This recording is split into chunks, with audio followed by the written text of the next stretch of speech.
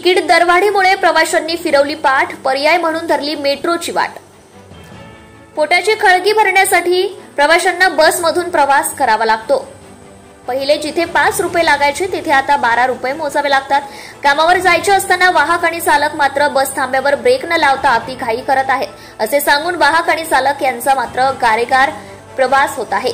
ठाकरे सरकार काळात बस खचाखच भरली असता आता लाडकी बहीण योजनेची तिजोरीमध्ये खणखणाट आढळून आल्याने कामावर जाण्यासाठी निघालेल्या लाडक्या भावाकडे शिंदे सरकार लक्ष घालतील का असा सवाल संतप्त प्रवासी करीत आहे। लाडक्या भावाला कामावर जायचं असताना वाहक आणि चालक मात्र बस थांब्यावर ब्रेक न लावता अतिघाई करत आहेत।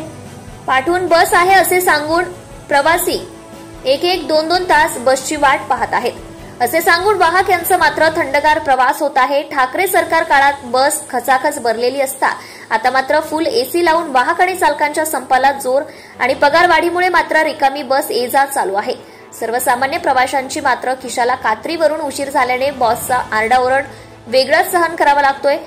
मुंबई बेस्ट वरील वाहक आणि चालकांच्या पगारवाढीमुळे वाहक आणि चालक यांची रोजच दिवाळी सुरू आहे।